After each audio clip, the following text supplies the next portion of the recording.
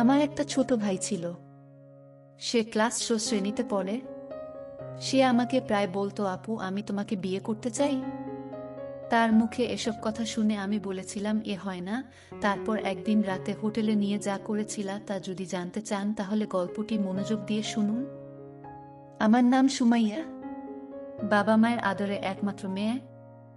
আমি আমার পরিবারের 2 ভাই 1 বউ। আমার বড় ভাইয়ের নাম আবুল আর ছোট ভাইয়ের নাম শিমুল।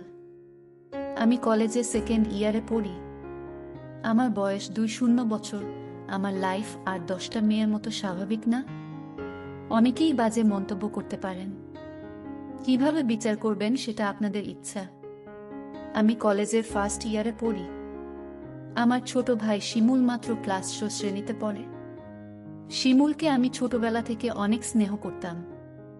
শিমুলকে আমি বোকা ভাবতাম কারণ ও সবসময় বোকা হয়ে থাকত। আমরা 2 জন একই রুমে থাকি। শিমুল ভূতের গল্প পছন্দ করে। শিমুল যখন ছোট ছিল তখন আমি ওকে ভূতের গল্প পড়ে শোনাতাম।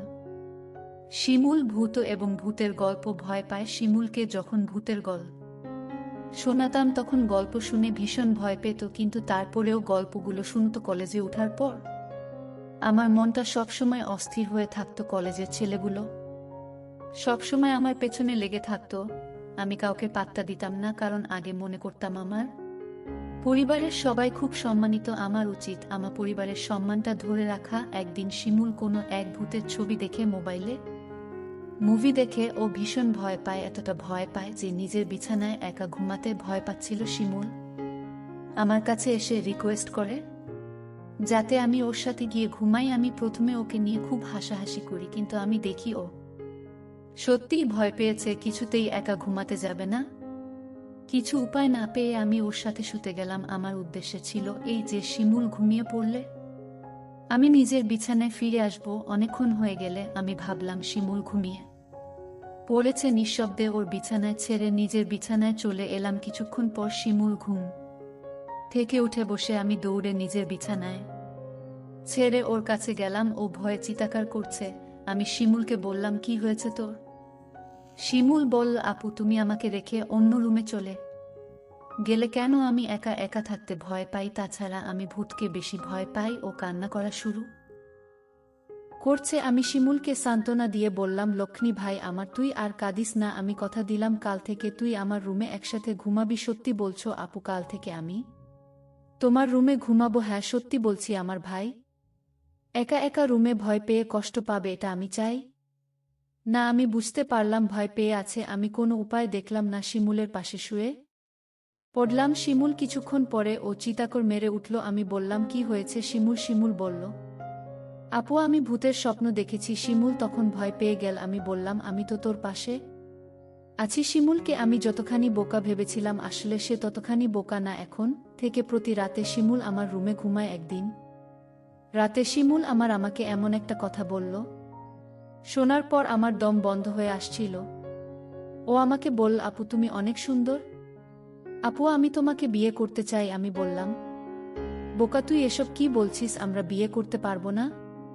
কেন আমরা বিয়ে করতে পারবো না? আমি বললাম, কারণ আমরা ভাই বোন। শিমুল জিজ্ঞে করল, ভাই বোন হলে কেন বিয়ে করতে পারবে না? আমি বললাম, যাদের মাঝে রক্তের সম্পর্ক আছে তারা একে অপরকে বিয়ে করতে পারে না। ধর্মে নিষে আছে, না মানলে পাপ হয়। শিমুল বলল, নবী আদমের যুগে তো তারা বিয়ে করেছিল। শিমুলের কথা শুনে চমকে উঠি। শিমুলকে জিজ্ঞেস করি, কে ওকে বলেছে এসব? শিমুল বলল, ওকে কেউ বলেনি, ও নিজে অন্য একজনের কাছ থেকে জেনেছে। শিমুল আমায় বলল, আপু যদি বিয়ে করতে না পারো তাহলে আমি তোমার কাছে একটা কিছু চাইবো। আমি বলেছিলাম, কি চাইবি বল? আমার কাছে থাকলে অবশ্যই তোকে দিব। শিমুল বলল, আপু আছে তোমার কাছে, তুমি প্রমিস করো দিবে। আর যদি তোমার কাছে না থাকে তাহলে আমার কোনো আপত্তি নাই। আপু আরও একটি কথা বলতে চাই তোমায়। তুমি কি জানো আবুল ভাই প্রতিদিন রাতে মায়ের ঘরে যায় এবং কি করে তা কি তুমি জানো? আমি শিমুলের প্রতিটা কথা শুনে আমার বিরক্তবোধ লাগছে। আমি শিমুলকে বললাম, আবুল প্রতিদিন রাতে মায়ের ঘরে গিয়ে কি করে বলতো? তখন ও যা বলল, আপু বাবা মায়ের সাথে যা করে দাও তা করে। আমি বললাম, তুই কিভাবে ভাবে দেখলি? আমি আপুকে বললাম, তোমার বিশ্বাস হচ্ছে না? আমি ওর কথা বিশ্বাস করতে পারছি না, কারণ ও ছোট, আমার সাথে কখনো মিথ্যা বলেনি, কিন্তু নিজের চোখে না দেখলে বিশ্বাস করা যাচ্ছে না। আজ বাবা বাড়ি নেই, শিমুলকে বললাম আজ বাবা বাড়ি নেই, আজও আবুল দাদা মায়ের ঘরে গিয়েছে কিনা। শিমুল বলল ও আবুল দাদাকে মার ঘরে ঢুকতে দেখেছে। আমি সিদ্ধান্ত নিলাম আবুল মায়ের ঘরে গিয়ে কি করে তার রহস্য জানতে হবে। আবুলকে নিয়ে মায়ের ঘরের সামনে গেলাম। মায়ের ঘরের দরজা ভেতর থেকে লক করা। আমি কি জানালার দিয়ে চোখ রাখলাম। এ দৃশ্য দেখার পর শিমুলের কথা শতভাগ বিশ্বাস করলাম। শিমুল আমাকে বলল, মা আর দাদা এই ঘরে কি করে? আপু তখন রাগান্বিত হয়ে বলল, কি করে সেটা আমার মুখ দিয়ে বলতে হবে নাকি? তুই দেখিসনি? তুই কি অন্ধ নাকি? আমি আপুকে বললাম, আপু তুমি আমার সাথে রাগ করছো কেন? আমি আবার করলাম, আপু কাল বাবা আসলে আমি বাবাকে বলে দিব মা আর দাদার কথা। বাবা জানলে বাবার মনে অনেক কষ্ট হবে। আমাদের সুন্দর পরিবারটা নষ্ট হয়ে যাবে। আমাকে এই পরিবার বাঁচাতে হবে। আমি শিমুলকে ঘরে নিয়ে আসলাম। শিমুলকে বললাম, আমাদের পরিবার একটা সম্মানিত পরিবার। আমাদের ঘরের কথা বাহিরের মানুষ জানলে আমাদের সম্মান নষ্ট হয়ে যাবে। ঠিক আছো আপু? আমি বাবাকে কিছু বলবো না, শুধু তুমি যদি আমার একটা কথা রাখো। আমি আমার পরিবারকে বাঁচাতে। আমি শিমুলকে বললাম, তো বল তোর মনের কথা। আমি রাখবো। শিমুল তখন আমায় জিজ্ঞেস করল, সবাই পারলে আমরা কেন পারবো না? কি করতে হবে সেটা বলবি তো? আমি বললাম, আপু তোমার কাছে একটা রাত ধার চাই, তুমি কি দিবে? আপু বলল, রাতে আবার কি করবি? যা বলবি ঘুরিয়ে না বলে সোজা বলে ফেলো। আমার ছোট ভাই তখন বলল, আপু দাদা আর মা যা করো আমরা তাই করব। শিমুল তোর কি মাথা ঠিক আছে? তুই কি বলছিস একবার ভেবে দেখেছিস? আমি আপুকে বললাম, তুমি আমার কথা রাখবে কি সেটা বলো। আমি বললাম, নিয়ম নেই। শিমুল জানতে চাইল, নিয়ম কারা বানায়? আমি বললাম, বড়রা। শিমুল বল, বাবা সবার বর। শিমুল বাবাকে বলে নিয়ম বানাবে। শিমুলকে বাবার কাছে যাওয়া থেকে আটকাতে হবে, কিন্তু শিমুলকে কোনোভাবে বোঝানো যাচ্ছে না। আমি ভাবলাম শিমুল খুব বড় নয়, সবে ক্লাস শ্রেণীতে পড়ে, তাছাড়া ও বোকা, মান সম্মান বিষয়ে তার কোনো গান নেই। আমি বললাম, যদি শিমুলের কথা রাখি তাহলে ওকে চুপ রাখা যাবে, মা আর দাদার ঘটনা বলা যাবে না। আমি বললাম, শিমুল তোর কথায় আমি রাজি, তবে একটা শর্ত আছে। শিমুল বলল, কি শর্ত আপু? আগামী মাসে বাবা মা আমাদের পরিবারের সবাই ঘুরতে যাব চট্টগ্রাম, আর যেদিন আমরা চট্টগ্রাম যাব সেদিন তোর ইচ্ছা পূরণ করব। আমি বললাম, ঠিক আছে, আমি সেই অপেক্ষা রইলাম। 1 মাস পর বাবা আর মা আমাদের সবাইকে ডেকে বললেন তারা চট্টগ্রাম যাবেন ঘুরতে, তাই আমাদের সবাইকে জানিয়ে দিলেন। আমি বাবার কথা শুনে আমার অনেক ভালো লাগছে।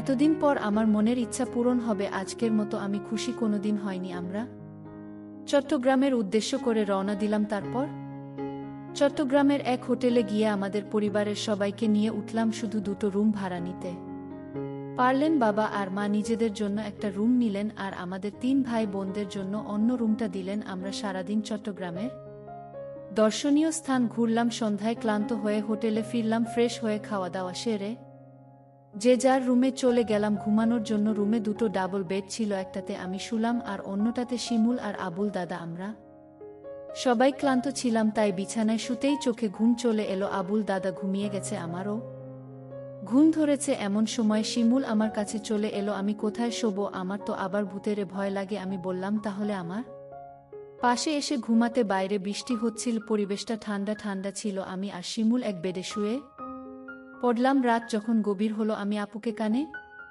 কানে বললাম, আপু আমার কথাটা মনে আছে তো? আপু বলল, মনে আছে। আপু বলল, এখন চুপচাপ ঘুমিয়ে পড়। আমি আপুকে বললাম, আপু ঘুমালে হবে, তাহলে তুমি যে আমায় কথা দিয়েছিলে তার কি হবে? আপু বলল, শোন, আজ তো পাশের বেডে আবুল দাদা শুয়ে আছে, বর ভাই যদি জেগে যায় তাহলে সমস্যা হবে। আমি আপুকে বললাম, তাহলে এখন কি উপায়? আপু বলল, তুই চিন্তা করিস না, কাল এর একটা ব্যবস্থা করব। আপু, কাল কি ব্যবস্থা করবে? আজ পারলে না, এখন তুমি বলছো কাল পারবে। আমি তোরে কথা দিলাম, তুই একদম ঠান্ডা মাথায় ঘুমা, দেখিস আমি সকালে কি করি। তারপর সকাল হলো। আমার একটা রেস্টুরেন্টে গিয়ে সবাই খাবার খেতে বসলাম। খাওয়া দাওয়া সেরে আমি মাকে ডাক দিয়ে বললাম, মা আমরা আজ এক রুমে আবুল দাদাকে নিয়ে থাকতে পারবো না। আপু মাকে বুঝিয়ে বলল, মা কাল রাতে আবুল দাদা এমনভাবে নাক ডাকা শুরু করছিল, আমরা সারা রাত ঘুমাতে পারিনি। আমার আর শিমুলে জন্য আলাদা একটা রুমের ব্যবস্থা করে দাও। আবুল দাদা বলল, আমি মিথ্যা কথা, আমি কখনো নাক ডেকে ঘুমাইনি। আবুল দাদাকে আমি বললাম, মা